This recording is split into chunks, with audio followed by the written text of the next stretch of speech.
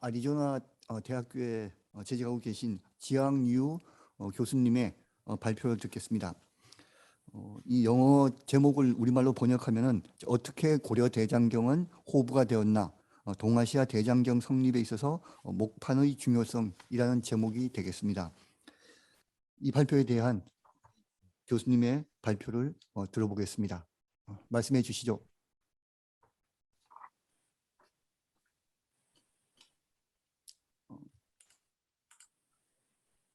지항우 교수님. Is right now, is this okay for me to present? Yes. Okay. Thank you very much. I'm very glad to attend this online conference. I want to thank Mr. Professor Ng for inviting me. 지금 안 되는 거죠? So, can you hear me? Yes, we can hear. I'm so sorry. Oh, okay. Yeah, so I haven't heard some voices, but that's okay. So what I'm going to do today is to read part of my paper.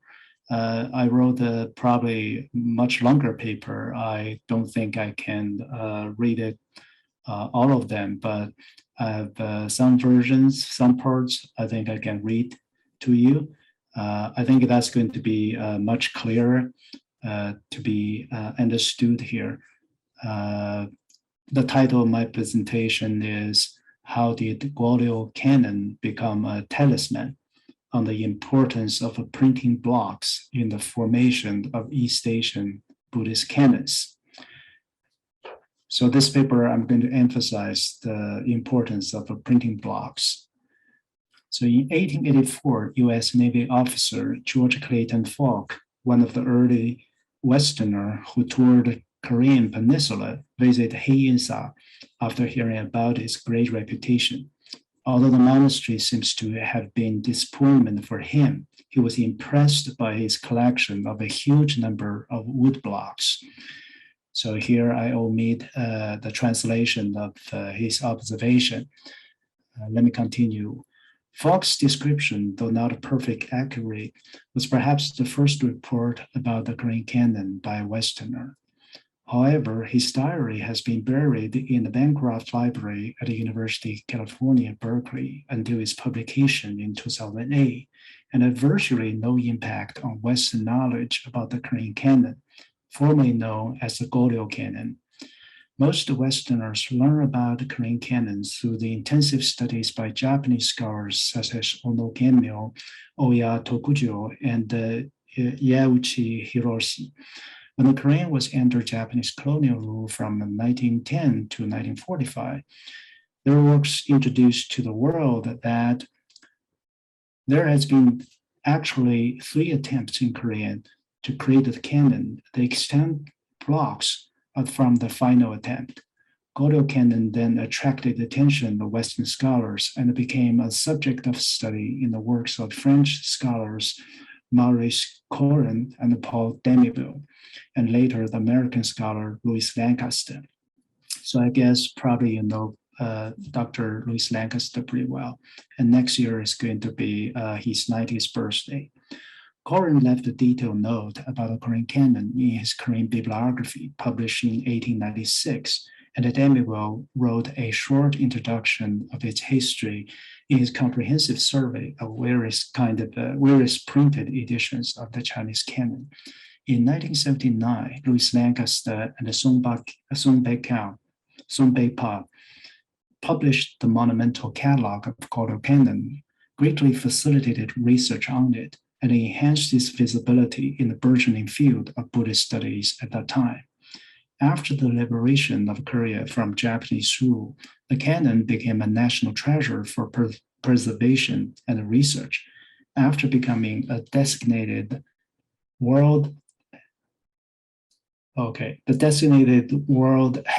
in 1995 and the completion of the digitization project in 2000, it became even more prominent. And in 2011 marked the millennium anniversary of the beginning of its creation. Despite its importance and the publicity surrounding it, there are still many issues to be resolved concerning its content and history. One of the crucial issues is how the study of the canon will contribute to our understanding of Korean Buddhism in general. Many scholars consider the role of Goryeo Canon in terms of the paradigm of Buddhism for national protection, Hogo Bugyu, and I believe that the canon functioned as a tool of state protection. As seen from perspectives of Goryeo history, as Sorensen correctly pointed out, Hogo Bugyu understood as Buddhism functioning on behalf of the rulers and the kingdom was clearly a reality in the Goryeo.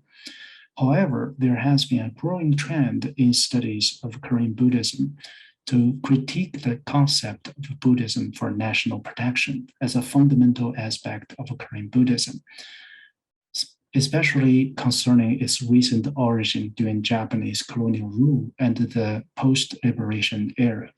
In light of these new scholarly works, the discourse on national protection needs to be substantiated by analyzing how Goryeo Canon functions in historical context.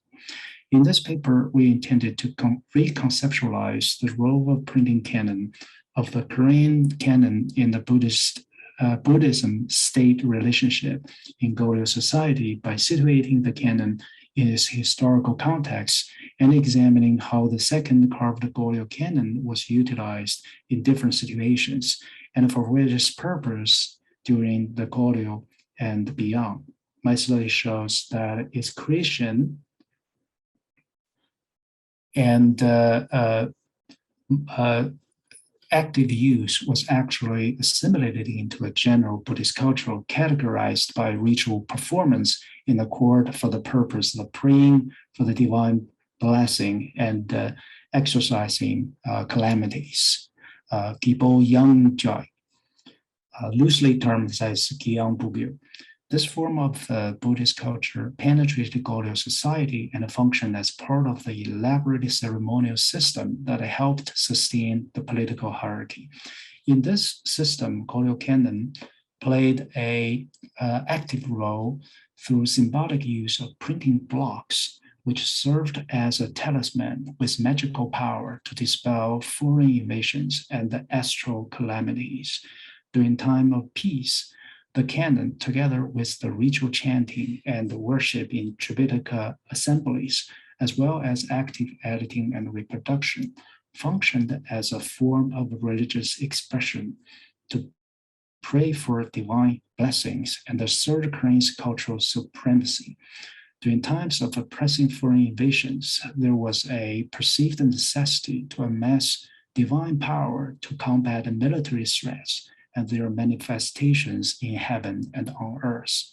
As Louis Lancaster suggests, the existence of such a revered object in the nation must have been a source of pride and have encouraged people to hope for better days with the power of their talisman.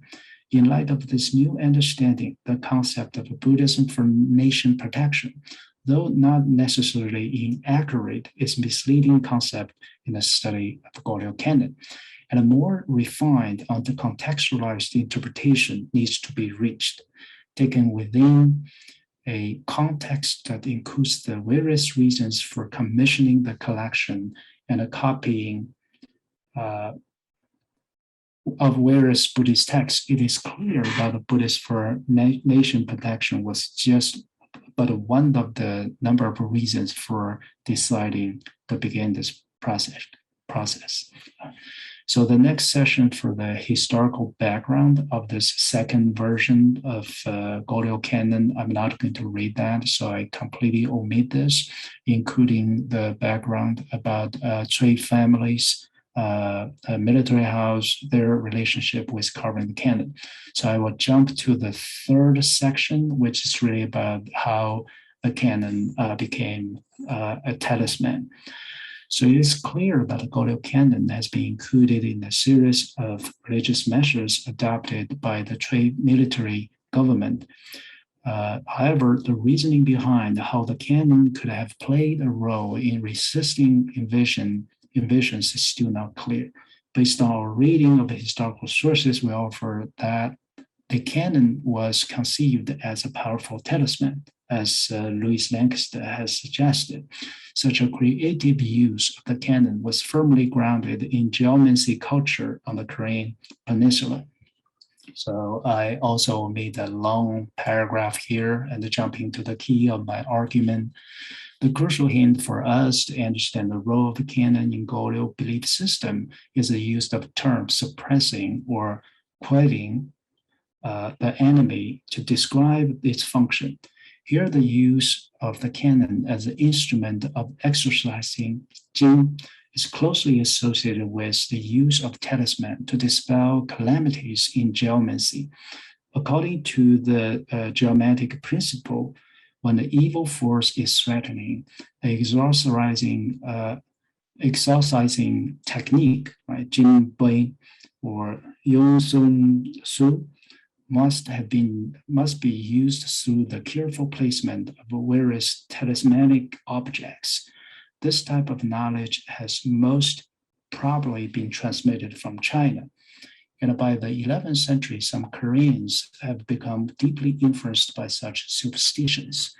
Goryeo records that a certain Chinese from Fuzhou of Song, China, named Hu Zongdan, came to serve a Yejun and was appointed as a hunting scholar. He was particularly skillful in exorcising techniques and demonstrated them to the king. The Song envoy Xu Jing, in his visit to Goryeo in 1123, commented that the Koreans were believers in the supernatural and in particular relied on curses and exorcism. It seems that the court and the military government did indeed take this geomantic technique seriously and even apply them during the war against the Mongols. Cui Chong-hin, for example, was deeply influenced by geomantic numerology and yin-yang theory. To repel foreign invasion, he entrusted diviners and adopted their advice, which include destroying existing monasteries, moving the king's tablet to new temples, and building new palaces in different locations to achieve better geomantic fortunes. A general called Kim Dae-myung was promoted to director of Grand Diviner Bureau because he was able to flatter Cui with his expertise in the use of geomancy. When the Khitan army arrived at the capital in 1217, Kim proposed to Cui Chong-hin that the coming of the Khitan had been due to the bad location of royal tombs. He attributed his invasion to Hyojung's moving of Anjung's tomb, which had also incurred the early Khitan invasion in 1010. At that time, the tomb of Gongjung was buried beside it, causing bad feng shui. He thus suggested moving the tomb to another place. The third military ruler, Cui Wun, also patronized a certain Zhou Yungjing, who was a former monk and famous for his divination ability. In addition, the military rulers sought to apply witchcraft to battlefield. So I think I need to really go quickly, move to the Buddhist canon. So I'm going to kind of skip some sections. Against this background, the blocks of the canon must have been considered collectively as gigantic talisman. The canon's talismanic magical function can be attributed to three characteristics.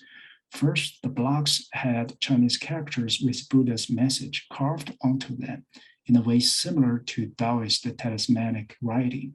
Second, the sheer number of the wood blocks of the canon, which amounted to more than 800,000, was largely enough to counter the number of soldiers in the threatening invading army.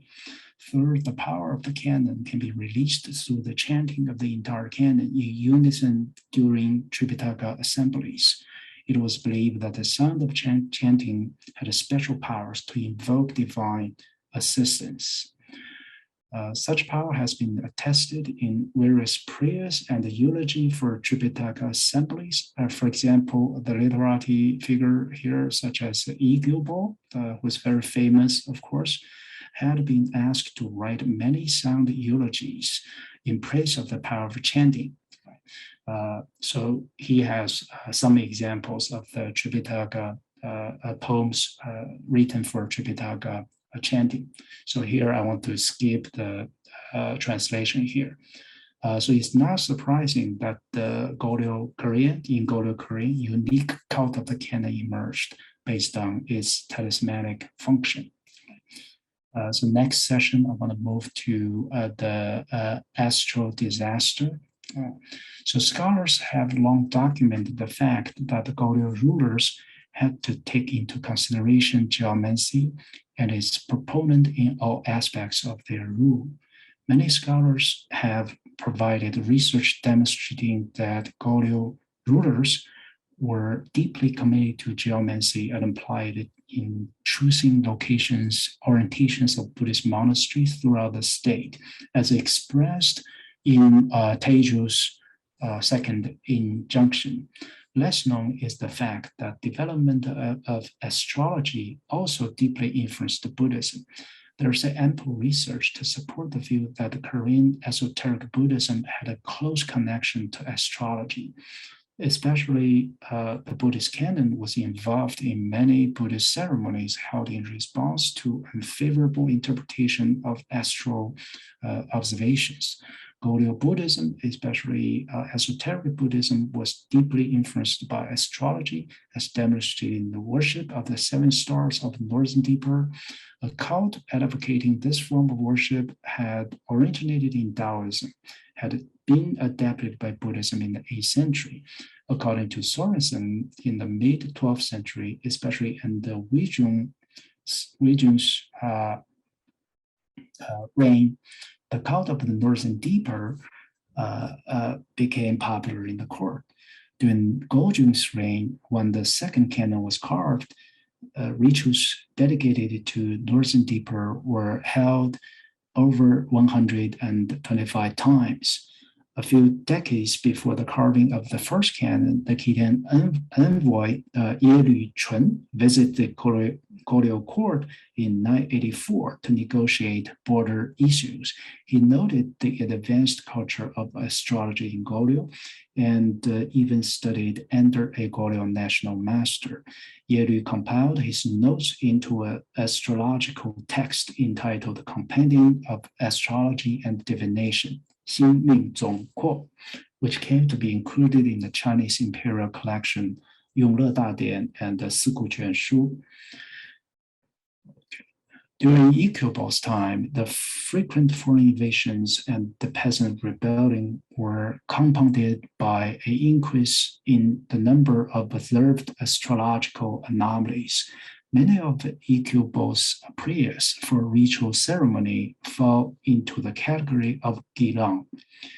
One of the special category was the rituals aiming at exorcising the astral disasters, indicating that the purpose was to reverse the negative impact of abnormal star movement, and then as a result to avoid human-generated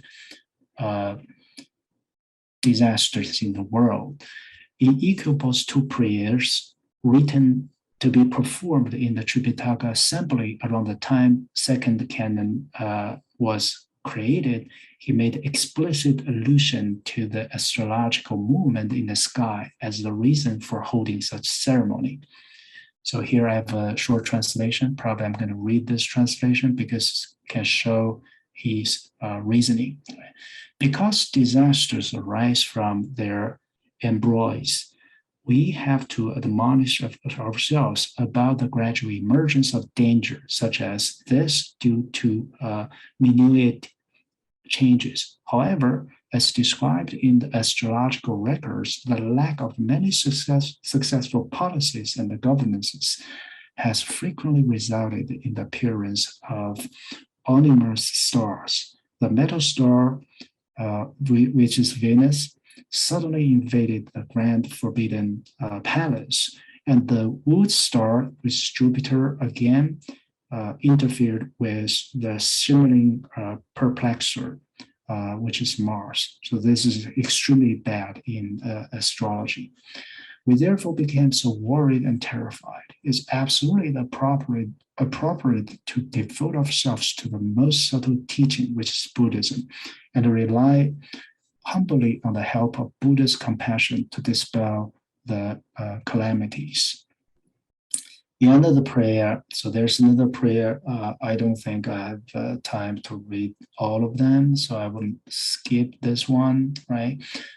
So each comments linked the Buddhist Canon and the holding of the Tripitaka assemblies to cosmic order, especially the movements of the stars.